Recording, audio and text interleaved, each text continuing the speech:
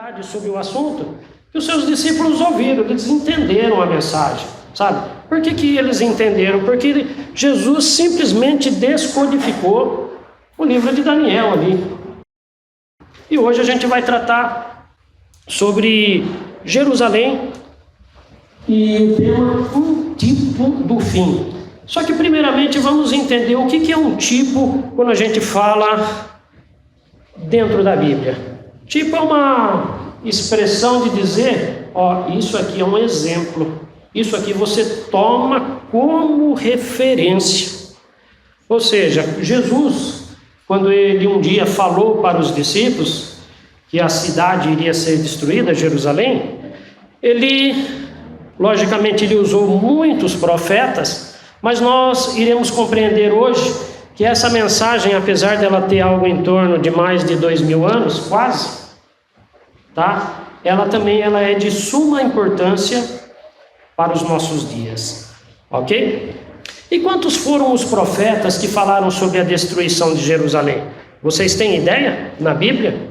E principalmente, qual que foi o primeiro profeta a mencionar que a cidade de Jerusalém um dia seria destruída?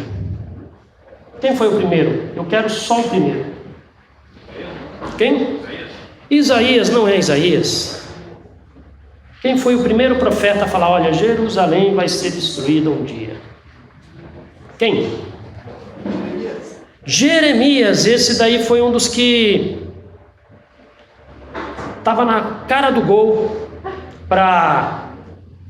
estava diante do evento, mas não foi ele. Não foi Jeremias. Quem foi? A senhora está querendo falar alguma coisa, pode falar sem medo de errar. Pode falar. Se a senhora pensou em Isaías, não é. Se a senhora pensou em Ezequiel, não é. Se a senhora pensou em Daniel, também não é. E o que você pensou, Evair? Quem foi o primeiro profeta a falar que Jerusalém iria ser destruída? Se você pensou Samuel, também não é. É fácil, gente. Quem é o primeiro grande profeta da Bíblia? O primeiro grande profeta, quem é mesmo? Quem é mesmo? É Moisés. Esse é o primeiro grande profeta da Bíblia. E ele foi o primeiro profeta na Bíblia a falar que Jerusalém ia ser destruída. Jerusalém, então guardem isso. O primeiro profeta na Bíblia a falar sobre a destruição de Jerusalém foi Moisés. Mas daí você vai chegar e vai jogar o seguinte argumento em mim. Mais fácil. Jerusalém foi conquistada pelo rei Davi. E naqueles dias ela tinha um outro nome, tá? Então você não está falando um absurdo aí, não? Nem pertencia ainda ao povo judeu, ao povo de Israel, a cidade de Jerusalém. Mas realmente foi Moisés, sim, o primeiro a pregar que Jerusalém ia ser destruída. Vamos então entender como que Moisés falou isso. Vamos lá para o livro de Deuteronômio, no capítulo 28, versos de 1 a 3. Vocês se lembram, até vocês acharem o texto aí, que quando Deus falou para Abraão que ele iria dar a ele, aos seus filhos, a terra de Canaã, vocês se lembram que as terras de Canaã elas eram habitadas, certo? Pelo Jebuseu, pelo Amorreu, principalmente os Jebuseus, que eles eram os donos lá daquela região lá onde Jerusalém estava instalada, tá? E tantos outros povos. E qual que era a missão do povo israelita naquela ocasião, depois que eles saíram da terra do Egito? Eles tinham que entrar lá na terra de Canaã, e através de uma guerra de conquista, eles iriam desapossar todos esses povos de suas terras, e daí sim, eles iriam estabelecer o seu lar lá, tá? Só que quando Deus teve esse propósito de usar o seu povo para isso, ele também deu uma série de leis, restrições, ordens, e essas ordens elas deveriam ser seguidas ao pé da letra, tá? Mas veja só o que Deus falou sobre bênçãos para o povo de Israel naquela ocasião.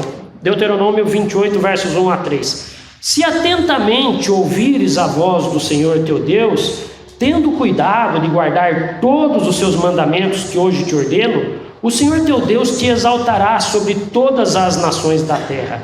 Se ouvires a voz do Senhor teu Deus, virão sobre ti e te alcançarão todas essas bênçãos. Bendito serás tu na cidade e bendito serás tu no campo, tá? Então Deus, ele começa a falar para Moisés: Moisés, fala para o povo que se o povo for fiel a mim, seguir as minhas leis, seguir os meus mandamentos, seguir os meus estatutos, bendito será o fruto do teu ventre, vocês vão prosperar. E note o que ele finaliza o texto dizendo: bendito serás tu na cidade e bendito serás no campo. Ou seja, a agricultura, que era muito comum ser um modo de subsistência de uma cidade naqueles dias, iria ser uma bênção, certo? Isso é o que Deus tinha como propósito para o seu povo, tá? Só que essas bênçãos, a gente sempre tem que pensar o seguinte: elas sempre foram o quê? Condicionais. Elas sempre foram condicionais. Deus sempre prometeu bênçãos desde que o seu povo fosse fiel. E se o seu povo não fosse fiel, o que seria o contrário disso? Vamos dar uma olhadinha lá em Deuteronômio, no mesmo capítulo 28, versos 49 a 52, vê o que diz aqui. Vocês viram que nesses versos 1 a 3 falou-se de bênçãos. Agora Deus vai falar do contrário. Olha, se vocês não forem obedientes, veja o que vos pode acontecer. Lembrando que Deus falou isso em pleno deserto. Eles habitavam em tendas, eles não tinham cidades, ainda estava num projeto ainda, quem sabe, conquistar uma cidade lá na terra de Canaã e construir. Mas veja só o que Deus já falou naqueles dias, antecipando-lhes. Deuteronômio 28, versos 49 a 52. O Senhor levantará contra ti uma nação de longe, da extremidade da terra virá, como o voo impetuoso da águia, nação cuja língua não entenderás, nação feroz de rosto, que não respeitará os velhos e nem se apiedará do moço. Ela comerá, vejam só, o fruto dos teus animais, o fruto da tua terra, até que sejas destruído, e não te deixará cereal, mosto, nem azeite, nem as crias das tuas vacas e das tuas ovelhas, até que te haja consumido. E veja só o que diz esse verso 52: sitiar-te-á em todas as tuas cidades, até que venham a cair em toda a tua terra os altos e fortes muros em quem confiavas. E te sitiará em todas as tuas cidades, em toda a terra que o Senhor teu Deus te deu. Quem foi mesmo que profetizou a destruição, não só da cidade de Jerusalém, mas de todo o reino de Israel? Foi Deus, através do seu profeta Moisés. Deus falou para Moisés, Moisés deu o recado para o povo: olha, vocês vão entrar na terra de Canaã, vocês vão construir cidades, vocês vão construir fortificações, vão construir torres, mas se um dia vocês não forem fiéis, tudo isso que vocês construíram vai ser em vão, porque Deus vai permitir o quê? Que o inimigo o alcançasse.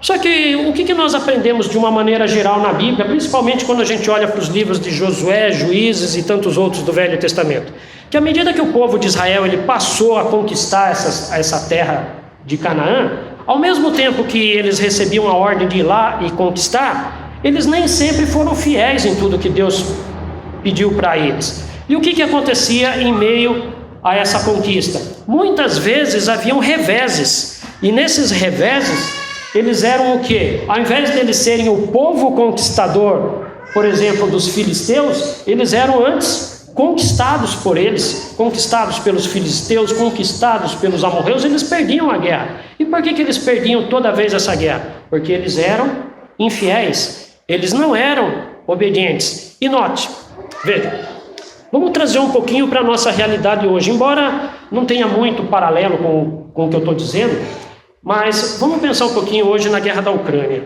Vocês acham que é legal você de repente estar numa determinada cidade, uma determinada região e de repente ela ser atacada e você não ter mais como sustentar a sua família ou mesmo você mesmo e depois você ser um foragido, tá? É uma situação crítica, é uma crise grandíssima, tá? Só que o que Deus estava falando para eles já nos dias de Moisés? Se vocês não forem fiéis, tudo isso vai acontecer com vocês. E notem uma coisa. Às vezes a gente tem a seguinte imagem: nos dias do Novo Testamento, isso não é mais desse jeito. Deus no Novo Testamento é um Deus de amor, é um Deus de misericórdia. Sim, Ele é o Deus de tudo isso. Mas ao mesmo tempo, Ele é o mesmo Deus do Velho Testamento que falou: ó, se um dia vocês forem desobedientes, vocês podem ter certeza que as consequências desta lei virão sobre vocês. Ok? Bom, então nós já chegamos ao profeta que eu falei desde o início, que pregou, vamos dizer, a destruição não de todo, aliás, não somente da cidade de Jerusalém, mas de todo o reino de Israel. Ok? E nós sabemos, estudando a Bíblia, que primeiramente foi destruída as 10 grandes tribos, e depois por último foi destruído as duas últimas também aqui. Daí você entra lá, por exemplo, no livro de Daniel e você vê a conquista lá de Nabucodonosor sobre Jerusalém e a destruição, a primeira destruição de Jerusalém. Mas o que nós estamos falando aqui não é a primeira destruição, vamos já deixar claro isso, tá? Muito bem, então vamos lá agora entender as consequências. Deuteronômio 29 e 25. Aqui diz assim: então se dirá, veja, qual vai ser a consequência dessa desobediência? Então se dirá, por que desprezaram a aliança que o Senhor Deus de seu pai fez com eles quando os tirou do Egito?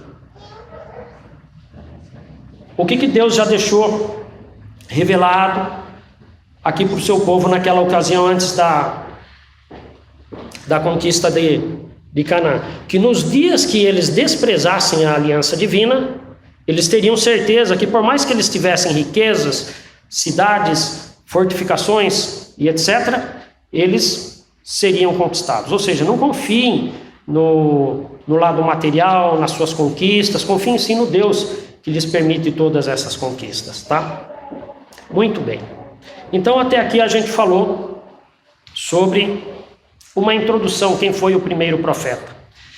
E no caso, a gente já falou aqui que a primeira grande destruição de Jerusalém, que aconteceu por volta do ano de 586, ela foi profetizada agora por vários profetas. Quem são esses profetas agora? Que falaram que Jerusalém iria ser destruída. Vocês podem repetir à vontade qualquer um deles aí que vai dar certo.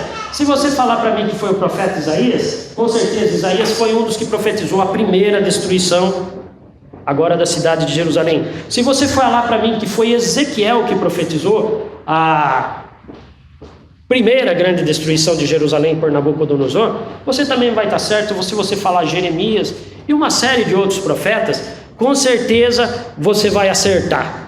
Agora, se eu perguntar para vocês, quem foi o profeta que profetizou a segunda destruição de Jerusalém? A primeira foi por volta de 586. Agora, quem foi o segundo? Jesus também foi. Mas quem é o profeta na Bíblia que profetizou a segunda destruição de Jerusalém? E é só ele. Quem? Não foi Isaías. A segunda, eu estou falando agora da segunda destruição. Imagine o seguinte: se você fosse um judeu, você tinha visto já tudo aquilo que os profetas tinham anunciado, tudo aquilo que Ezequiel, Isaías, Jeremias tinha falado que a cidade de Jerusalém ia ser destruída, se cumpriu. Só que daí depois da destruição, eu já estou dando até a dica, quem foi o outro profeta que vai falar que Jerusalém iria ser destruída? Quem? Daniel. Justamente é Daniel, porque note o seguinte: Deus deu essa mensagem para ele lá no capítulo 9, quando a cidade de Jerusalém nem tinha sido reconstruída ainda. Por quê? Porque Nabucodonosor havia destruído a cidade de Jerusalém, certo? E Deus, com uma visão muito otimista para Daniel, falou para ele, vai chegar um tempo lá no capítulo 9, que a cidade de Jerusalém seria reconstruída, e daí lá você vai ter aquela profecia das 70 semanas, que vai especificar no tempo, justamente, o tempo de graça do povo judeu em 490 anos ou 70 semanas. Portanto, o profeta que vai anunciar a segunda destruição de Jerusalém, quem é? É Daniel, ok? Só que note, Daniel ele profetiza a segunda destruição de Jerusalém, mas ele tem como suporte de suas profecias o que mesmo? Todas as outras profecias dos outros profetas. Por quê? O que iria acontecer novamente com a cidade de Jerusalém, que aconteceu da primeira vez? O que iria acontecer de novo, Mi? O que aconteceu na primeira para Deus permitir que a cidade de Jerusalém fosse destruída? A desobediência. Então o que iria acontecer de novo com a cidade de Jerusalém? Que eles não aprenderam na primeira, vamos ver se aprendem na segunda.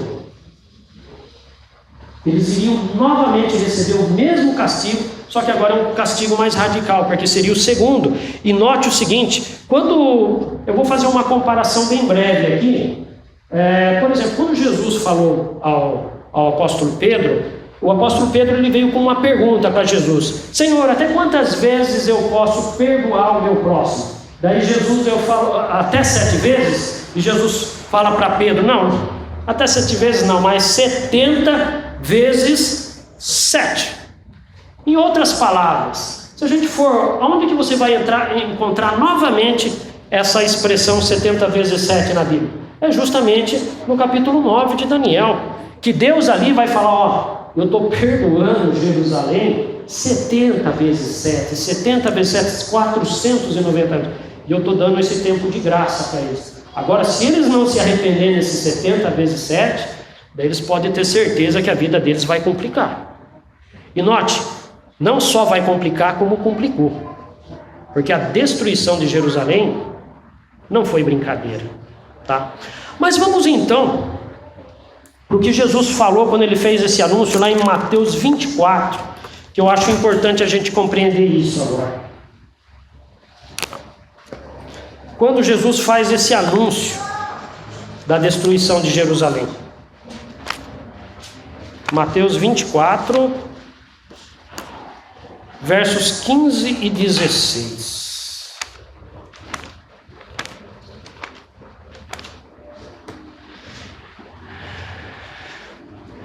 Quando, pois, virdes o abominável da desolação de que falou o profeta Daniel no lugar santo, quem lhe entenda.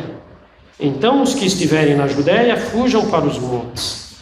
Quem estiver sobre o eirado, não desça a tirar de casa coisa alguma.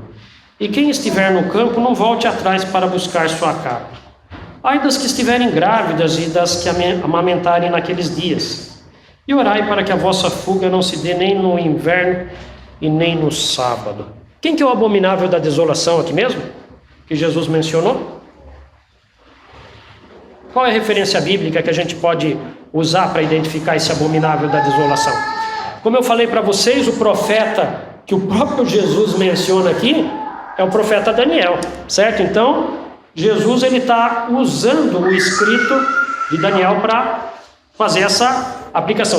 A cidade de Jerusalém vai ser destruída, e vai ser destruída segundo o que falou o profeta Daniel. Só que ele vai, e é importante você entender o seguinte: o livro de Daniel ele usa essa expressão abominável da desolação, ou assolador, ou abominação desoladora, de uma maneira que, se você for tentar resgatar essa frase que Jesus fala aqui, e você não consegue, vamos dizer, pegar ao pé da letra. Por que você não vai conseguir pegar essa expressão ao pé da letra no livro de Daniel? Porque Jesus ele fez a parte principal para os seus discípulos. Ele mencionou sim o profeta Daniel, só que ele interpretou para os seus discípulos quem era, naqueles dias, aquilo que o profeta Daniel chama no capítulo 9 de assolador. E quem era o assolador naqueles dias? Era o Império Romano. Tá? Então é importante a gente entender isso, que quando Jesus menciona o profeta Daniel, ele não está citando, ele não faz essa menção como ele faz para outros profetas, que às vezes ele cita o texto na íntegra e depois ele dá explicação. Mas aqui no caso do capítulo 24, ele não cita nenhum texto do profeta Daniel, ele só usa essa expressão abominável da desolação. Por quê? Porque ele, em seguida ele vai não só dar uma interpretação para o capítulo 9, mas ele também, na sequência, ele vai dar uma instrução. Quando vocês virem o abominável da desolação no lugar santo, que lugar santo é esse que está escrito no livro de Daniel? Você não vai encontrar nenhum lugar no livro de Daniel falando que o abominável da desolação vai estar no lugar santo. Não vai. Por que você não vai? Porque é justamente Jesus já, com o caráter de profeta, ele vai dar uma orientação para o seu povo. Quando vocês virem ele no lugar santo, aí vocês sabem que é o momento de vocês saírem dessa cidade. Vamos resgatar então. Quem é o abominável da desolação ali? É o Império Romano. E o que Jesus falou? Quando vocês virem o abominável da desolação, vocês devem sair daqui. E em que momento foi esse na história? Quem sabe? Foi quando a cidade de Jerusalém, ela foi... Passa o slide ali para mim, por favor. Ela foi cercada pela primeira vez, que foi no ano 66 depois de Cristo, quando Sesto Galo, um dos generais de Nero naquela época, ele foi e fez o primeiro cerco da cidade. Mas é importante vocês entenderem o seguinte: a Jerusalém daqueles dias, principalmente a que a gente vê já nos dias de Cristo até o ano 66, ela já tinha sido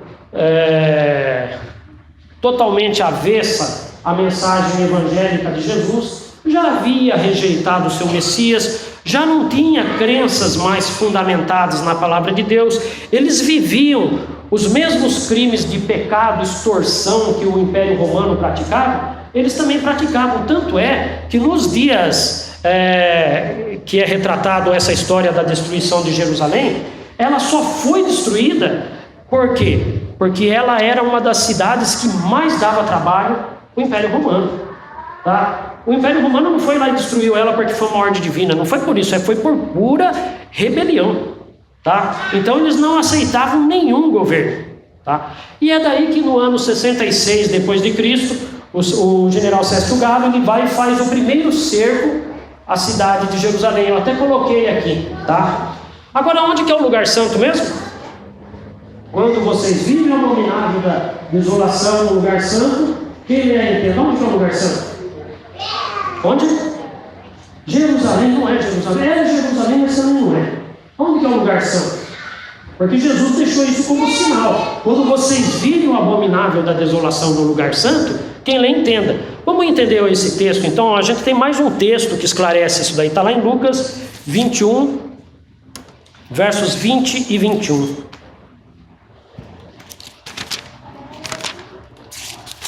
Esse texto esclarece o Mateus 24, que às vezes fica meio que no ar, tá? Aqui diz assim, versos 20 e 21. Quando, porém, virdes o abominável da desolação, é isso que está escrito na Bíblia de vocês aí? Não, aqui diz, quando, porém, virdes Jerusalém sitiada de exércitos, sabei que está próxima a sua devastação, ou seja, Jesus... Nesse caso aqui de Lucas, ele não usou mais aquela expressão, o abominável da desolação no lugar santo. Aqui o evangelista Lucas, ele já foi mais literal possível. No livro de Mateus ainda foi usado o símbolo do livro de Daniel, abominável da desolação, assolador. Aqui não, ele já colocou ao pé da letra. Ó, quando vocês virem Jerusalém sitiada de exércitos, sabei que está próxima a sua devastação. E aonde que é o lugar santo, portanto? Onde é o lugar santo ali? O lugar santo eu até escrevi, é do lado de fora de Jerusalém. Não pense você que o lugar santo era dentro do templo, que não é. Porque já imaginou você esperar um exército chegar dentro do templo de Jerusalém, que não é nem permitido aos gentios entrarem, e para esse seu sinal seria um absurdo. Tá? Então o lugar santo, quando Jesus se referia aí,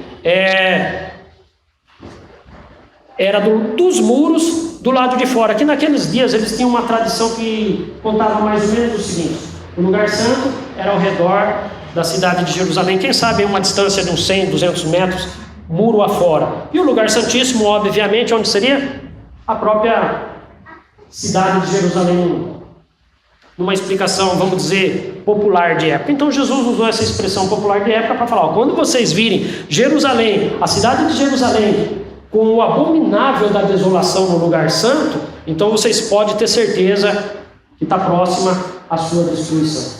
E o que foi visto então no ano 66? Foi visto o exército romano montando trincheiras com todo o seu exército, pronto para fazer um ataque à cidade de Jerusalém. Só que o que aconteceu? Se você for pegar o livro Grande Conflito, ou então a história, vai dizer que por algum motivo ele se retirou por não estar com ele. A história vai dizer que ele não conseguiu formar um exército à altura, vai dizer também que ele sentiu uma certa insegurança, porque naqueles dias enfrentar os judeus não era coisa para qualquer exército não, tá? Eles eram extremamente rebeldes, eles eram extremamente organizados, e para você atacar uma cidade com muros, você tinha que ter muita certeza do que você ia fazer. E daí, diante de tantas possibilidades contrárias, é aí que então o general Sestio Galo, ele vai deixar os arredores da cidade de Jerusalém e vai embora, certo? Agora pensem comigo, ano 66, se você fosse cristão, você estaria lá dentro da cidade de Jerusalém, qual que seria a sua atitude diante de um sinal como esse? Jesus já havia falado para vocês, para nós, igreja cristã, quando vocês virem o abominável da desolação aí do lado de fora dos muros da cidade de Jerusalém, saiam dessa cidade, porque essa cidade está condenada, tá? Então aqueles que ouviram essa mensagem de Jesus, e principalmente acreditaram. O que aconteceu? Eles pegaram e saíram. E quanto tempo Deus deu de graça para eles saírem mesmo? Olhando pela conta aqui, na verdade vai dar mais ou menos 3 anos e alguma coisa, porque entende-se que foi no ano 66 depois de Cristo, só que meio que no final do ano, que foi esse primeiro cerco, e depois o outro só vai acontecer no ano 70. Ou seja, Deus deu, muito obrigado, eu vou deixar aqui, mas acho que não é possível. Ou seja, Deus deu ao povo um tempinho de graça ali para eles entenderem o que se passava com eles, de algo aproximadamente de 3 anos ou um pouco mais. E a história vai dizer através de... Nossa, agora eu vou perder o nome do historiador que registrou isso aí. Eusébio de Cesareia. Vai dizer justamente que quando os cristãos da cidade de Jerusalém viram aquele cerco, o que eles passaram a fazer? Eles saíram da cidade. E note que Deus deu 3 anos, que era tempo suficiente não só para você acreditar nessa mensagem, que era para você sair da cidade de Jerusalém, mas também muito mais para você duvidar dessa mensagem. Já imaginou você sair da sua cidade? Vamos imaginar que você saiu no primeiro dia. Você é no primeiro dia. E você vai e olha para a cidade, passou um ano, não aconteceu nada. Puxa, mas eu tenho negócios lá. Eu vendi a preço de banana a minha propriedade lá. Sabe? Deu até tempo de aquele que queria ficar ali ainda criar raízes há algum tempo. Veja só como Deus foi misericordioso de permitir ainda que o seu povo tivesse 3 anos. Porque quando a gente olha para a expressão, olha, orai para que a vossa fuga nem se dê nem no sábado nem no inverno, você fica imaginando que vai ser algo no relâmpago. Você tem um momento e você tem que ir embora, mas não foi isso. Deus deu muito mais oportunidade. O povo sim poderia sair de forma organizada, pensando, planejando, para que depois de 3 anos e meio, o que aconteceu? Aí sim veio o general Tito de Roma sobre as ordens de Nero, e foi lá, fez o cerco de Jerusalém. Só que dessa vez ele foi não mais para brincar, ele foi realmente para atacar. E daí aquela expressão que Jesus fala para os seus discípulos sobre o templo: em verdade vos digo que não ficará pedra sobre pedra sem que tudo aqui venha a ser derrubado, ok? Jesus brincou em algum momento. Note que Jesus falou, é o mesmo Jesus que nós acreditamos que é amor, que é misericórdia, que é perdão. Foi ele mesmo que fez esse anúncio, tá? Ele redobrou, vamos dizer assim, ele resgatou aquilo que o profeta Daniel havia já anunciado, e ele colocou com toda intensidade: vocês rejeitaram a mim, vocês vão o quê? Receber todas as consequências. Porque imaginem o seguinte: quando você rejeita a lei de Deus, ou os seus estatutos e os seus mandamentos, enfim, tudo que diz respeito à lei de Deus, o que acontece com você? O que também está acontecendo, que normalmente a gente conhece esse ensino na Bíblia de uma maneira diferente. Quando você não obedece a Deus, o que você também está fazendo? O quê? Você está, agora de uma outra maneira, pecando aquilo que Jesus chama de pecado imperdoável, pecado contra o Espírito Santo. E foi justamente isso que o povo de Israel fez no passado, que levou as 10 tribos serem destruídas, fez Jerusalém ser destruída também, e foi justamente o que levou também a segunda destruição de Jerusalém, que foi justamente o pecado contra o Espírito Santo, tá? E isso todos nós sabemos que nós corremos o risco de cometer também, tá? Só que o que nós sabemos para os nossos dias sobre pecado do Espírito Santo? Vocês acham que o mundo vai cometer esse pecado, sim ou não? Que as pessoas vão cometer individualmente, pessoas, vilas, cidades, governos, nações? O que vocês acham? Isso daí vai voltar a acontecer? Quando você leva a mensagem do Evangelho para um vizinho, para algum amigo, ou talvez para alguma pessoa importante da cidade, e essa pessoa não ouve o que você está dizendo, o que ela está trazendo sobre si? Ela está trazendo sobre si essa situação. Ela não quer ouvir a mensagem que Deus quer falar para você, aliás, para ele.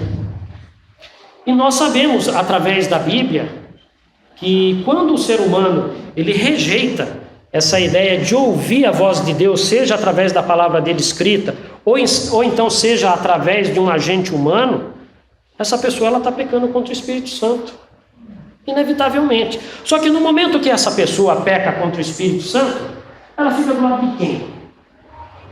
Só que agora eu vou fazer uma pergunta, antes de pensar, ela fica do lado de quem?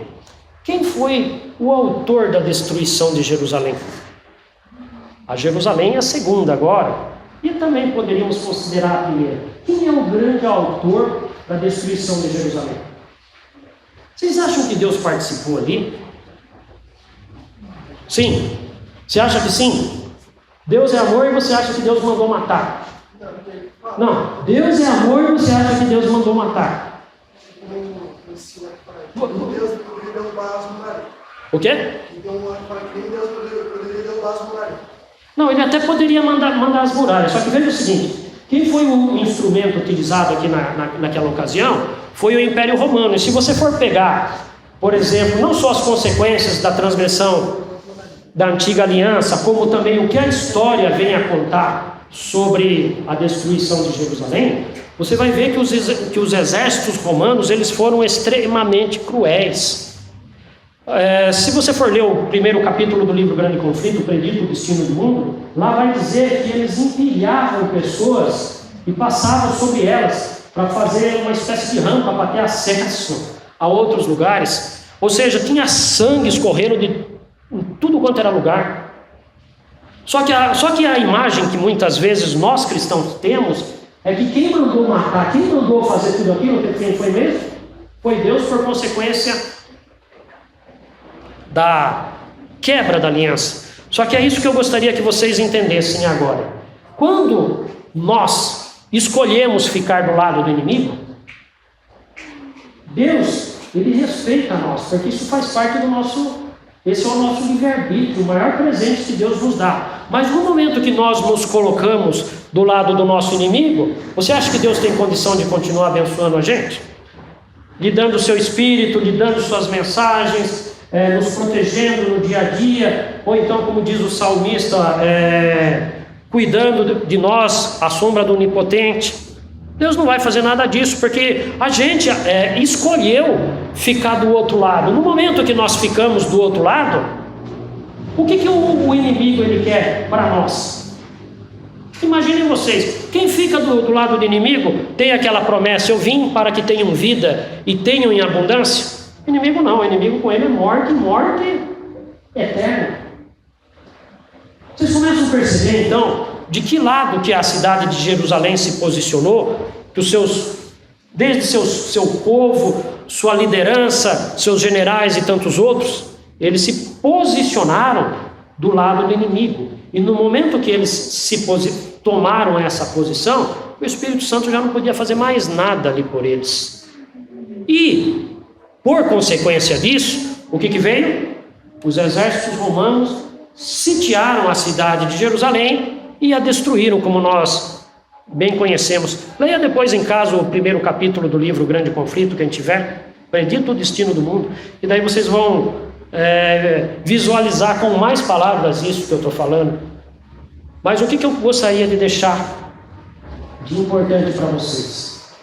Nós devemos atentar para essas informações, porque elas não estão na Bíblia, e muito menos nos livros do Espírito de Profecia, à toa. Porque da mesma maneira que um dia Deus se usou de Moisés e dos profetas para transmitir uma mensagem: olha, lá na frente, se você não cuidar da sua vida, você vai ser destruído. E você não vai ser simplesmente você destruído, vai ser destruído você, sua vila, sua cidade, sua nação, enfim. Só que essa mensagem, numa escala muito maior, ela também vai acontecer nos nossos dias. E é isso que eu gostaria de chamar a atenção de vocês, tá? Porque essa mensagem da destruição de Jerusalém, ela não é apenas para os dias do passado. Vamos dar uma olhadinha no Espírito de Profecia, o que é nos dito sobre a destruição de Jerusalém para os nossos dias. Vamos lá para a página 25, eu acho que ela consegue colocar na projeção. Eu vou ler aqui para vocês. A profecia que ele, Jesus, proferiu era dupla em seu sentido. Ao mesmo tempo que prefigurava a destruição de Jerusalém, representava igualmente os horrores do quê? Do último grande dia. Esse último grande dia está perto de nós, está longe, já está no passado. O que vocês acham? Está pertíssimo. Está cada vez mais perto. Ou seja, Jesus falou para eles: vocês se lembram que quando Jesus começou o seu discurso, o que motivou aquele discurso de Mateus 24? Foi justamente os discípulos chegarem e perguntarem para Jesus: olha, Jesus, eles ficaram admirados quando Jesus falou: em verdade eu digo que não vai ficar pedra sobre pedra aqui, tá? E daí eles foram perguntar: mas Jesus, quando que isso vai acontecer? Quando que vai acontecer tudo isso? E daí Jesus começa a fazer toda a exposição no capítulo 24. E, segundo a luz do Espírito de Profecia, isso daí foi usado como um tipo do que seria o fim do mundo. Só que não fica só nisso, tá? Veja só. O que diz vamos para o outro slide, por favor? Aqui vai dizer o seguinte: a profecia do Salvador relativa aos juízos que deveriam cair sobre Jerusalém há de ter outro cumprimento, do qual aquela terrível desolação não foi senão tênue sombra. Esse texto ele é muito revelador, vocês não acham? Porque enquanto muitas vezes a gente escuta mensagens de paz, que Jesus vai voltar em breve, em glória e majestade, isso está corretíssimo, mas o tempo de angústia que nos espera aqui pela frente é algo da dimensão da destruição de Jerusalém e daí para frente.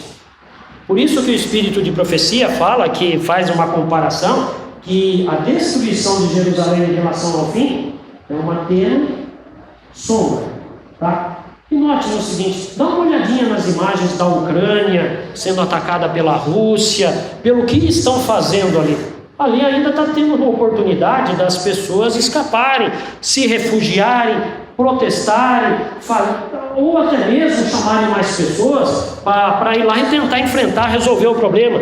Só que o que o Espírito de Profecia nos revela em relação ao futuro é que o que nós temos pela frente é algo muitas vezes pior.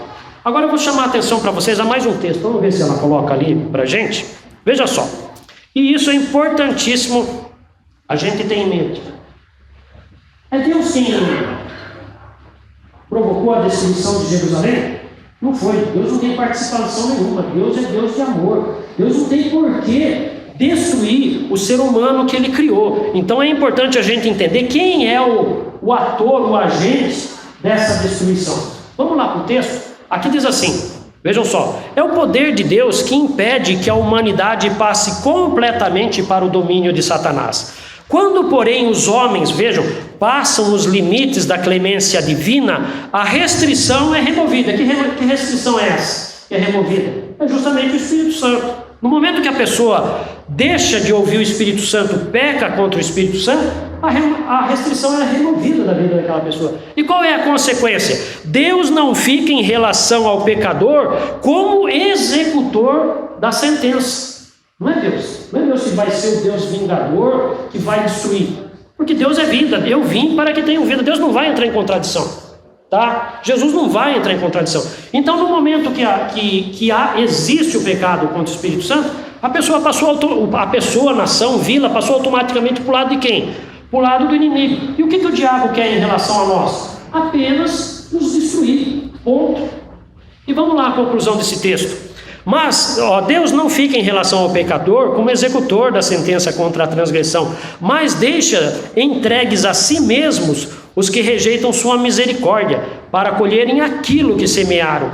Agora vejam, o Espírito de Deus persistentemente resistido é afinal retirado do pecador, e então poder algum para dominar as más paixões da alma, e deixa de existir nenhuma proteção contra a maldade e inimizade de Satanás. Então vocês veem que quando as pessoas pecam contra o Espírito Santo, seja da forma que for, elas também estão fazendo o quê?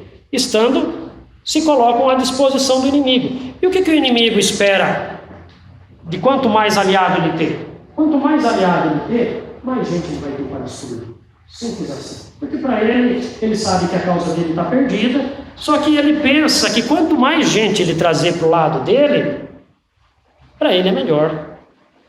Afinal, o negócio dele é destruir, tá? Muito bem, já falei sobre isso, só que notem agora, eu vou para o meu último texto e a gente vai estar encerrando essa mensagem. Vamos lá, é esse mesmo. O Espírito de Deus, persistentemente resistido, foi por fim retirado. Isso daqui mencionando-se ao fim, após o fim da graça. Desabrigados da graça divina, não têm proteção contra o maligno. Satanás mergulhará então os habitantes da terra em uma grande angústia final. Ao cessarem os anjos de Deus de conter os ventos impetuosos das paixões humanas, ficarão às soltas todos os elementos de contenda. O mundo inteiro se envolverá em uma ruína mais terrível do que a que sobreveio a Jerusalém da antiguidade. Note, essa mensagem é dura para a gente, não é? A gente já está vendo um cenário crítico. Como o Wagner mesmo falou aqui, nós tivemos aqui quase 2 anos de pandemia. Agora nós estamos tendo uma guerra que já está quase fazendo 1 mês.